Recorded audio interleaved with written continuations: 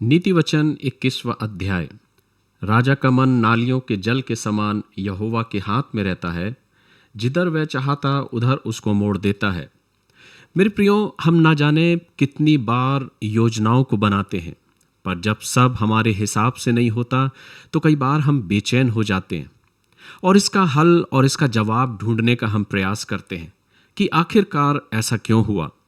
लेकिन जब हम वचन को पढ़ते हैं तो परमेश्वर का वचन मुझे जवाब देता है, जैसा कि पद 2 में लिखा है। पद 2 में लिखा है कि मनुष्य का सारा चाल चलन अपनी दृष्टि में तो ठीक होता है, परंतु यहोवा मन को जांचता है। मेरे प्रियो, पद 2 मुझे और आपको यह दर्शाता है कि मनुष्य योजनाओं को तो बनाता है, परंतु अंत में परमेश्वर की इच्छा और न्याय ही स्थिर रहती है। अर्थात नीति वचन 21वां अध्याय मुझे यह सिखाना चाहता है कि इससे पहले कि हम कुछ योजनाओं को या अपने जीवन में कुछ विचारों को उत्पन्न करें या उस पर अमल करें, सबसे महत्वपूर्ण बात है कि हम अपने जीवन का अवलोकन करें, ताकि हम जो कुछ भी विचार करते हैं या योजनाओं को तैयार करते हैं वो प्रभु के अनुग्रह में होकर और उसकी कृपा में होकर हम अपने जीवन में उस आशीष और सफलता को पाने पाएं।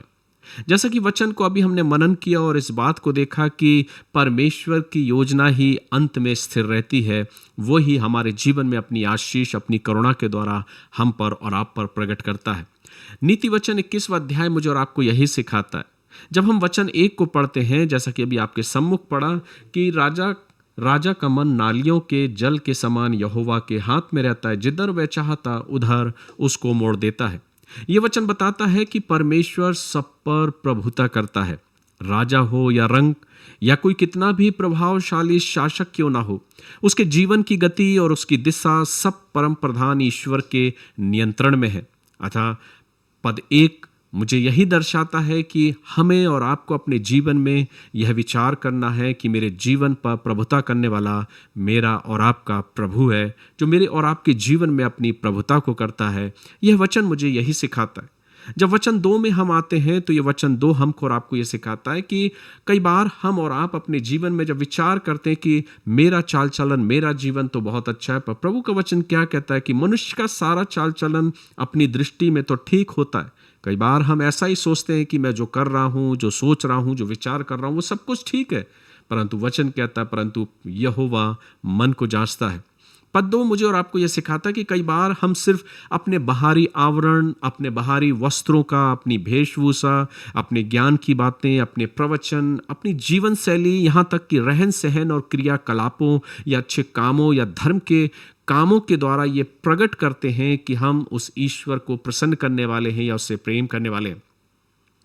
लेकिन परमेश्वर का वचन मुझे और आपको ये सिखाना चाहता है कि सिर्फ मेरी ये जीवन शैली या रहन सहन या क्रियाकलाप या अच्छे कार्य या धर्म के काम ही पर्याप्त नहीं है परमेश्वर को खुश करने के लिए, लेकिन इन सब के साथ प्रभु हमारे मन के विचारों और सच्चाई को भी देखता है। अतः इस वचन के द्वारा मुझे और आपको ये सीखने को मिलता है कि हम सिर्फ इसी बात से संतुष्ट ना हो जाएं, पर हमारा ध्यान, हमारे मन, हमारे विचारों पर भी हो कि हम ये सोचें कि अगर मेरे मन में किसी प्रकार के विचार उत्पन्न हो रहे हैं, बेशक बाहरी आवरण कितना भी खूबसूरत नजर क्यों ना आ रहा हो, प्रभु मेरे मनों को जांचता है, वह उन्हें परखता है और कुछ भी चीज उससे छिपी नहीं। इसलिए आवश्यक है कि हम इस बात को देखें कि हम ईश्वर को कभी धोखा या झुठला नहीं सकते। पद 3 में जब हम आते हैं तो लिखा है कि धर्म और न्याय करना यहोवा को बलिदान से अधिक उत्तम लगता है। पद 3 बताता है कि केवल प्रभु धार्मिक रीति रिवाजों को निभाने से ही प्रसन्न नहीं होता, जैसा अक्सर हम सोचते हैं कि अगर हमने अपने जीवन में धार्मिक रीति रिवाजों को निभा लिया तो हमने सारी बातों को पूरा कर लिया। बल्कि जब हम सच्चाई के साथ, न्याय के साथ, धर्म या धार्मिकता के साथ अर्थात खराई के साथ जब हम चलते हैं, जो सच्चाई का जीवन है, तो ऐसे जीवन को देखकर ईश्वर प्रसन्न होता है और मुझे अपनी आशीष प्रदान करता है। और इसी बात को 4 पद में लिखा है कि चढ़ी आंखें, घमंडी मन और दुष्टों की खेती तीनों पाप में है। यह वचन मुझे सिखाता है कि प्रभु को ऐसा जीवन चरित्र पसंद नहीं जिनकी आंखें घमंड से चढ़ी हुई हों और जिनका मन घमंडी हो और जो दुष्ट प्रवृत्ति के हो। ईश्वर ऐसे जीवनों को जांचता है। ये 4 पद मुझे बताता है कि परमेश्वर जो है वो ऐसे अभिमानी व घमंडी मनुष्यों से घृणा करता है और ये पाप की श्रेणी में लाता है। कितनी बार हम अपने जीवन को इस प्रकार से लेकर चलते हैं, लेकिन प्रभु इस बताता है कि कितनी बार घमंडी मनुष्य को ये लगता है कि वो सही राह पर है, सही चल रहा है, पर वो ये नहीं जान पाता कि ईश्वर उसके जीवन को जांच रहा है कि वो किस प्रकार से अपने जीवन को जी रहा है। अगर वह सब कुछ कर सकता है, कई बार जैसा कि वो सोचता है, जिसको घमंड रहता अपने आप में कि अरे मैं सब कुछ कर सकता हूं, परंतु ईश्वर उसके जीवन को देखता है कि वो किस प्रकार से अपने जीवन को आगे बढ़ा रहा है, क्योंकि ईश्वर ऐसे घमंडी मन को गिराना भी जानता है। जब आप इस अध्याय का मनन करेंगे तो इस अध्याय का मुख्य वचन जो है वो 31वां पद है, जहां पर लिखा है, युद्ध के दिन के लिए घोड़ा तैयार तो होता है, परंतु जय यहोवा ही से मिलती है, विजय यहोवा ही से मिलती है। इस अध्याय का अंतिम पद एक बहुत ही महत्वपूर्ण पद है। जैसा कि अभी हमने वचन आपके सम्मुख पढ़ा, यह वचन मुझे और आपको यह सिखाता है कि कई बार हम सिर्फ तैयारी ही ना करें, पर हम अपने जीवन में यह भी जांचें कि हम योजनाएं बना सकते हैं, हम तैयारी कर सकते हैं, परंतु अंतिम विजय सिर्फ ईश्वर से ही मिलती है और उसकी कृपा से आती है। ये वचन मुझे यही सिखाता है कि अगर हम अपने जीवन में विजयी होना चाहते हैं तो अपनी उस तैयारी में परमेश्वर का अनुग्रह, परमेश्वर की कृपा और उसकी योजना को महत्व दें और अपने जीवन को एक ऐसी राह पर चलाएं जिसमें नम्रता और धीरज, संयम और कृपा है,